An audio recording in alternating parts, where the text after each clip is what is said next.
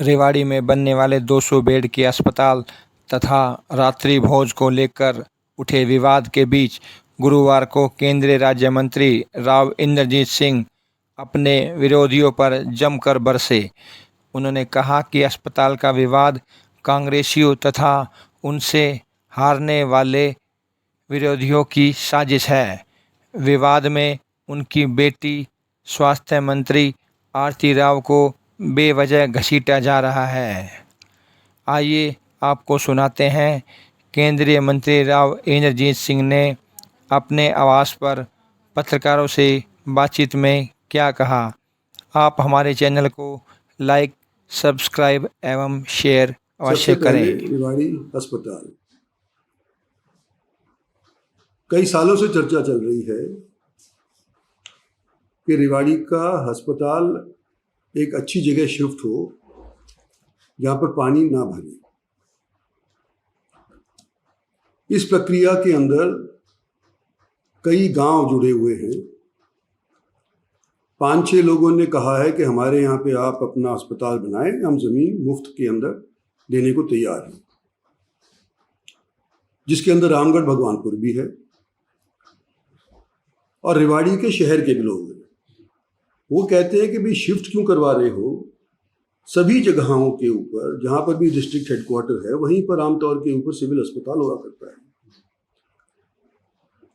अब वो मेरे को ये बता रहे हैं कि भी 6 एकड़ अभी सिविल अस्पताल के पास है, अगर इसके अंदर ही बनाओगे सभी को सुविधा होगी। तो ये रेवाड़ी वाले हो गए एक तरफ हो गए सारे गांव वाले जिन्होंने अपनी अपनी तरफ से तजवीज़ किया कि हमारे को ज़मीन देने के अंदर कोई एतराज़ नहीं है, हमारे यहाँ पे खोलो। मैं इसके बारे में ये कहना चाहता हूँ कि अभी इसके बारे में कोई निर्णय नहीं हो पाया है, प्रतिक्रिया चल रही है। मेरी बेटी भी खुद जगह जगह जा कर के और उसने चर्चाएं करी है, लोगों से जगह देखी है कि कौन सबसे बेहतरीन जगह दिलवा सकता है, क्योंकि ये ज़िला का अस्पताल है, किसी एक गांव का नहीं है, किसी एक शहर का नहीं है, 36 बिरादरियों का सारे ज़िले का है। तो उसके अंदर भी प्रक्रिया चली है। तो सबसे पहले तो मैं ये कहना चाहता हूँ कि कोई फैसला अस्पताल के बारे में अभी तक हुआ नहीं है। नंबर 2, रामगढ़ भगवानपुर। रामगढ़ भगवानपुर 5-6 गाँव में से एक गाँव है जिन्होंने अपनी गाँव तजवीज़ करी थी और मैं अपना गाँव समझता हूँ इसको, क्योंकि अभी तक जब भी मैं इलेक्शन लड़ा हूँ तो इन लोगों के यहाँ से मेरे को अच्छी खासी मेजॉरिटी मिली है, ख़ासतौर पे लोकसभा के अंदर भी। आज के दिन रामगढ़ भगवानपुर वाले ये कह रहे हैं कि हमारे यहाँ पर आप अस्पताल बनाओ। अस्पताल इनके यहाँ आता है, सारी सुविधाएं जो चाहते हैं मेडिकल ऑफिसर्स वगैरह अगर ये उपलब्ध करवा सकते तो मुझे खुशी होगी। दूसरे और कोई गांव सुविधा उपलब्ध करवा सकते हैं तो भी मुझे खुशी होगी। ये तो सारे ही मेरे हैं, सभी ने मेरा समर्थन किया ना, तभी तो मैं जीता हूँ। रामगढ़ भगवानपुर वाले कुछ दिन पहले सीएम साहब की मीटिंग थी, यहाँ पर धन्यवाद रैली करी थी उन्होंने। मैं उस दिन आया था उनकी मीटिंग को अटेंड करने के लिए और अगले दिन मेरी मीटिंग थी दिल्ली के अंदर, मैं वापस चला गया। सुबह 8 बजे जब मैं तैयार हो रहा था तो उस टाइम के ऊपर मेरे को बताते हैं कि जी रामगढ़ भगवानपुर वाली पंचायत आपसे मिलना चाहती है। तो मैंने कहा मैं अपनी मीटिंग के लिए लेट हो जाऊँगा, एक बार बाहर आ जाता हूँ। तो मैं ये नहीं हो सकता कि मैं एक से मिलूँ 9 से ना मिलूँ। मेरे पे तो जब लोग होते हैं यहाँ पे कम से कम 500-400 आदमी आ जाता है मिलने के लिए। तो मैंने उसको कहा कि टेलीफोन पे बात करा देंगे। मैंने टेलीफोन पे यही कहा उनको कि भाई देखो अभी फैसला नहीं हुआ है और फैसला होने के ऊपर देखे जाएंगे, लेकिन सब चेक कर रहे हैं कौन सी सबसे अच्छी जगह है, सबसे ज़्यादा लोगों को जिसका फ़ायदा होगा वहाँ पर अस्पताल बनाने की प्रक्रिया आमतौर के ऊपर होती है। सो मैंने उसको बोल दिया। उसके बाद उससे बात करके मैं दिल्ली के लिए रवाना हो गया। उस दिन मैं किसी को नहीं मिला, ना रामगढ़ भगवानपुर वालों को मिला, ना किसी और पंचायत को मिला, ना किसी एक बंदे को, सिंगल बंदे को भी यहाँ पर नहीं मिला। पिछले दरवाज़ा जो मेरा मेन गेट है घर का, उधर से मैं सुबह निकल गया। लोग मेरे यहाँ पे थे जो मेरे ऑफिस के रहते हैं, वो सारे के सारे इन्होंने लोगों के काम ले लिए और मेरे को दिल्ली पहुँचा दिए। पर मेरे को दिल्ली जाना था तो ये क्या ज़रूरी था कि मैं बिना अपना वो काम छोड़कर किसी को यहाँ पर मिल लूँ, जब मैंने किसी को टाइम नहीं दिया था। मैंने कहा भी दिया था कि मैं आज यहाँ पर नहीं मिल पाऊँगा, मेरी मीटिंग कल दिल्ली के अंदर होगी। तो ये रामकोट भगवानपुर वाले आए सुबह, और आप तो कुछ तो देहात वाले होंगे ही, समझते होंगे घर किधर होता है, बैठक किधर होती है, ऑफिस किधर होता है, घर किधर को होता है। तो इन्होंने गाड़ियाँ वहाँ खड़ी करी जो मेरे घर के सामने वाला झोड़ है उसके आसपास। उस गेट को मैं कभी इस्तेमाल नहीं करता, सिर्फ आने जाने के लिए अपने घर के अंदर इस्तेमाल करता हूँ। मेरा गेट ये वाला इस्तेमाल होता है जो ऑफिस का है। यहाँ पे लोग बैठे होते हैं, सामने की तरफ पार्किंग है, साथ के अंदर एक स्टेडियम है, उसके अंदर पार्किंग है, तो आराम से यहाँ पे लोगों को पता है कि गाड़ी कहाँ खड़ी करनी चाहिए अगर इंद्रजीत सिंह से बातचीत करनी होगी तो ये लोग यहाँ की बजाय दूसरी जगह के ऊपर अपनी गाड़ी खड़के और फिर पता करते करते यहाँ पर आए सुबह सुबह कि भाई इंद्रजीत सिंह से मिलना है। क्या मतलब हुआ कि ये मेरे घर के अंदर पहले कभी नहीं आए थे। ये लोग अगर मेरे घर के अंदर आए हुए थे, 15-20 साल से इस घर के अंदर रह रहा हूँ मैं, सैकड़ों हजारों आदमियों से मैं मिल चुका हूँ यहाँ पे, इनको ये नहीं पता कि कौन से रास्ते से आकर के इंद्रजीत सिंह को मिलना चाहिए। तो इसका मतलब ये नए थे मेरे लिए, मेरे जगहों के लिए ये नए थे। और जब मैंने बाद में इसके बारे में सोचा तो मैंने कहा ये रामकोट भगवानपुर वाले इतना तहश में क्यों आ गए। तो मुझे मालूम चला कि जी ये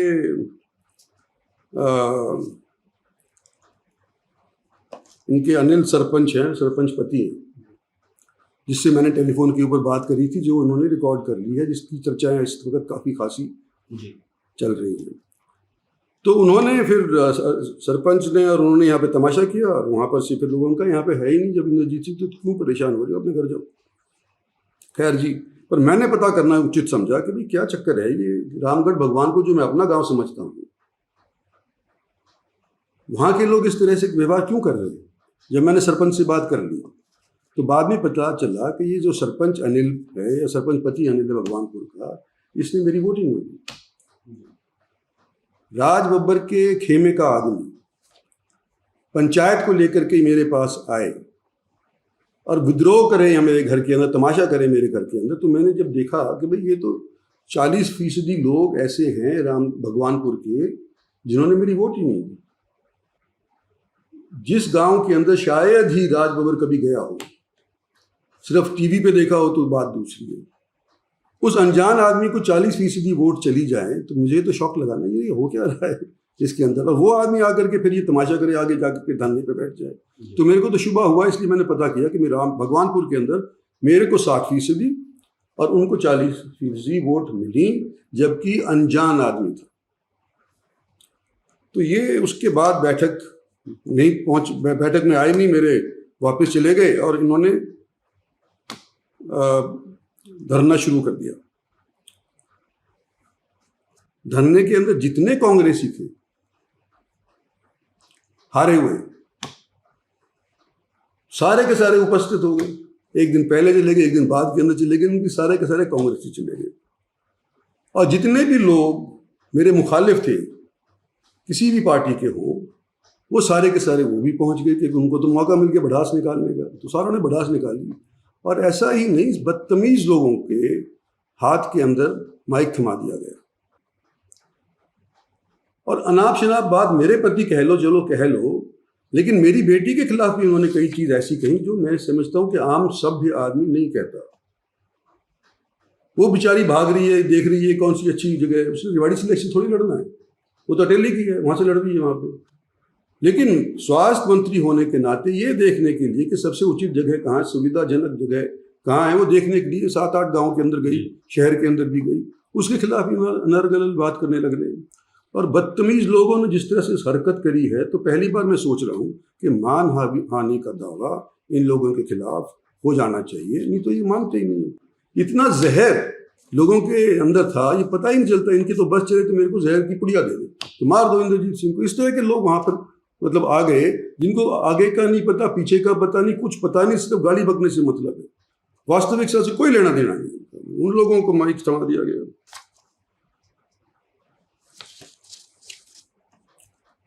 तीसरी बात रिकॉर्डिंग की बंद करना चाहता हूं। रामगढ़ भगवानपुर के अंदर बने बने ना बने वो तो भविष्य बताएगा, लेकिन किसी भी आदमी की जो सरकारी ऑफिसर है उसकी रिकॉर्डिंग करना एक अपराध है कानूनन। भारतीय आचार संहिता जो भी वो ना आचार संहिता, वो नया कानून जो बना है न्याय संहिता, रिकॉर्डिंग करके उसको प्रकाशित करना वो दूसरा जुर्म है। सबके अंदर सार्वजनिक करना, सीक्रेट्स एक्ट जो ओथ हम लेते हैं उसका भी उल्लंघन है, तो इसके ऊपर सजा होती है, एफआईआर दर्ज हो सकती है, इसके अंदर जेल जा सकता है, 2 साल की कैद है। हुआ है कई केस में ऐसे, इनके अंदर हुआ है। और इसके अंदर मैं समझता हूं कि कोई ना कोई जरूर करेगा कि ये एफआईआर इनके खिलाफ होनी चाहिए। भारतीय जनता पार्टी के मंत्री के खिलाफ, से केंद्रीय मंत्री की तरफ किस तरह से ये इन्होंने रिकॉर्डिंग करी, और जब उसने अनुमति नहीं दी है इस रिकॉर्डिंग को प्रकाशित कैसे किया। मेरा मन क्या कहता है कि भाई रामगढ़ भगवानपुर को पहले मैं सिफारिश करने के लिए सोचता भी था, लेकिन यहाँ बन जाए तो ठीक है, लेकिन इस तरह की हरकत होने के बाद, पिछले 8-10 दिन की हरकत होने के बाद इनकी सिफारिश करने के लिए मेरे को 4 बार सोचना पड़ा। कोई और होता तो वो भी मना ही कर देता। इस तरह की हरकत हो और फिर मैं इनके यहाँ पर ही कहूँ कि ये अस्पताल यहीं बनाओ, इसका मतलब कि मैं इनकी दबाव के अंदर आकर के और मैं फंस गया, दब गया।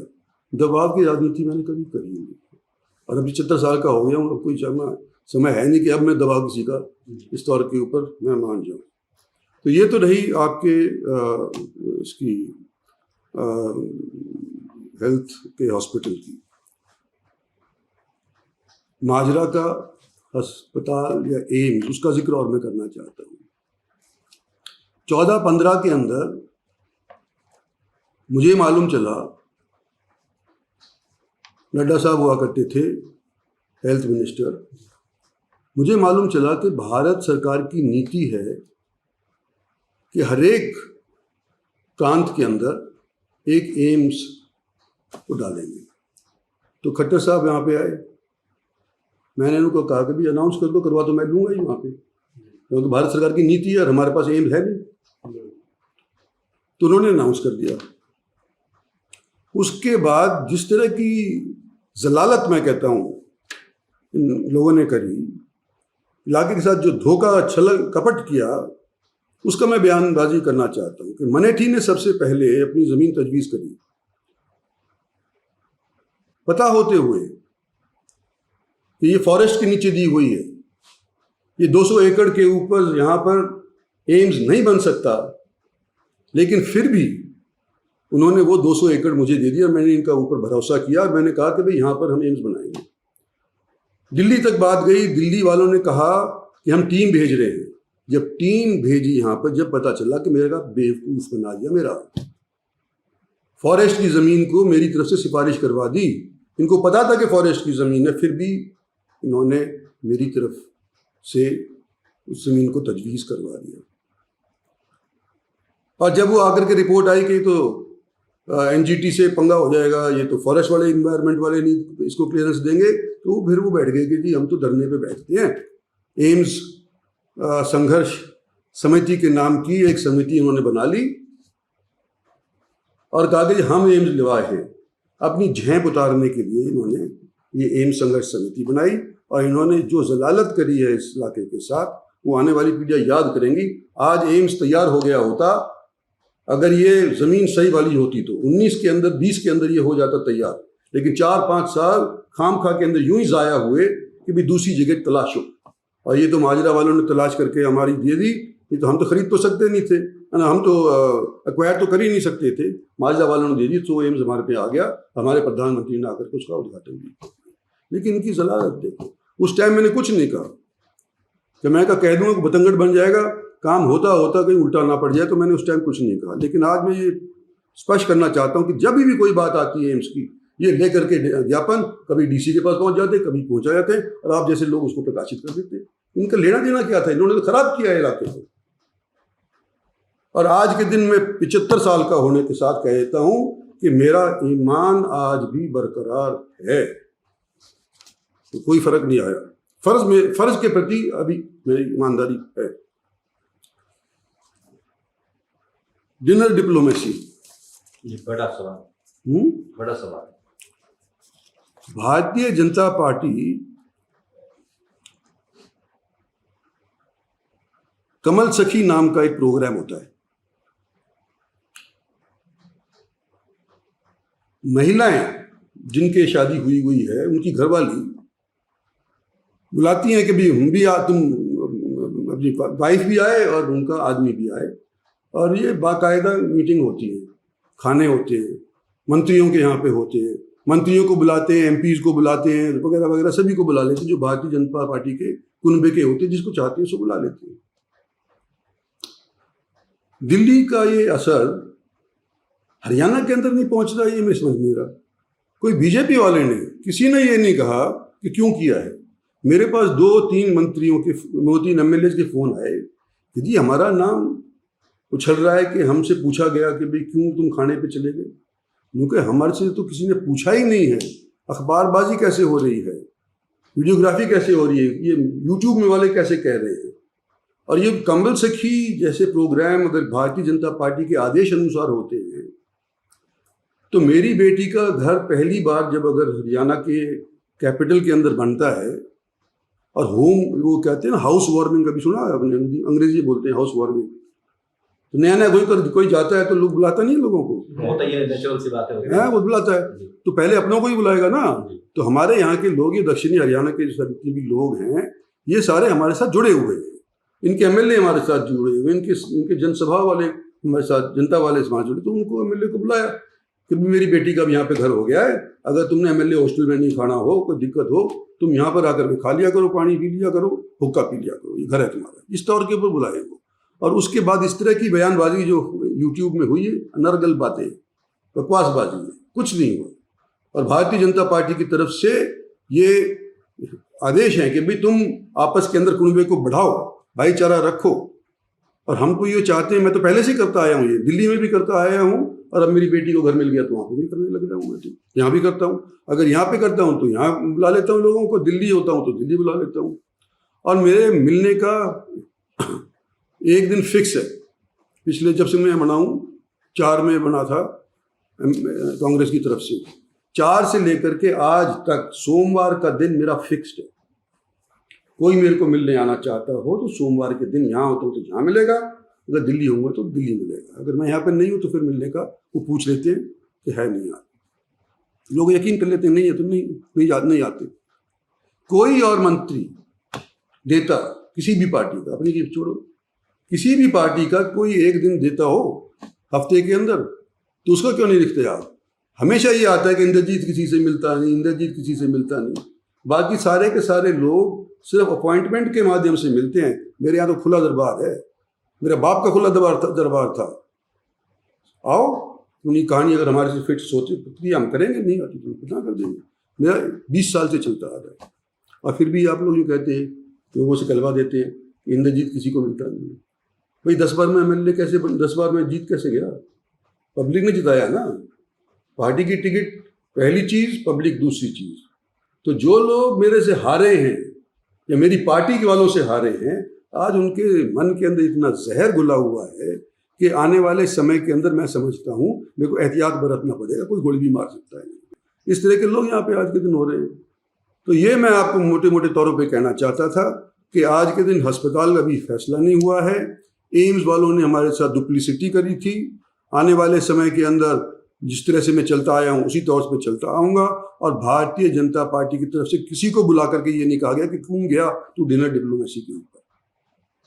आगे भी लोग करेंगे। नए नए घर में अभी प्रवेश किए हैं, घर मिलते मिलते 3-3, 4-4 महीने लग गए, तो वो भी बारी बारी सब लोग करेंगे। तो मैं समझता हूँ कि ये जो बातें हैं मैंने आप लोगों के लिए क्लियर कर दी, आपके सामने सब चीज़ बात क्लियर कर दी। सर, क्या लगता है कि जैसे आप जो एक रैली हुई थी रेवाड़ी में, उसके बाद ये तमाम चीजें सामने आई, आखिर क्या वजह लगती है इस तरह की चीजों को उछालना? कौन इसके पीछे लगता है आपको? तमाम चीजें बातें आ रही हैं सामने। ये तो आप पड़ताल करो ना, इन्वेस्टिगेटिव जर्नलिज्म। आप मेरे कंधे पे बंदूक चलाते हो, आप अपनी मेरी हरकत में आकर के पता करो ना कि कौन करता है। पता तो आपको भी है, मेरे से क्यों पूछ रहे हो? मेरे से क्यों करवाना चाहते हो? वही बात आ जाएगी कि इंद्रजीत सिंह ने ये कह दिया, फिर इंद्रजीत सिंह ने वो कह दिया, पता सबको है। रेवाड़ी रैली में सर आपने सवाल उठाए थे कि हमने सरकार बनाई, हमारे इलाके काम होने चाहिए।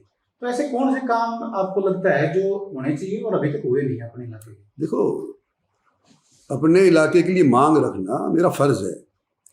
पिछली सरकार से भी मांग करी थी, हुड्डा साहब के टाइम के भी मैंने मांग करी है, मांग करता आया हूँ।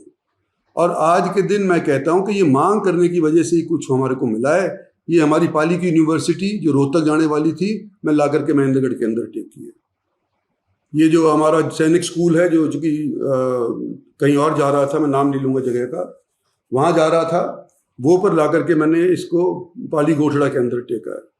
ये जो एम्स कह रहे थे कि नहीं बन सकता और कहते हैं कि बादशाह के अंदर इतना खर्च हो गया है, वो कैंसर हॉस्पिटल भी बना हमारे और एम्स बना। अगर मैंने इसके बारे में प्रयास करता, परिश्रम नहीं करता, तो यहाँ पर हमारे को एम्स नहीं मिलता, हमारे को डिफेंस यूनिवर्सिटी नहीं मिलती जो बिनौला के अंदर आज के दिन है, हमारे को मेट्रो नहीं मिलती जो आज के दिन प्रस्तावित है और मंजूर हो गई है, हमारे को RRTS नहीं मिलती। हालांकि उसमें विलम्ब हो गया है, लेकिन उसके पीछे अगर किसी ने प्रयास किया है तो सबसे ज़्यादा प्रयास मैंने किया है, क्रेडिट कोई लेता है। सर सर चर्चा उसके बाद है, जैसे आपने कहा था ना कि नायब के राज में मनोहर के बाबुओं की चलती है, तो उसके बाद और जिस प्रकार से रैली में चर्चा आई उसके बाद से ये चर्चाएं चल रही हैं।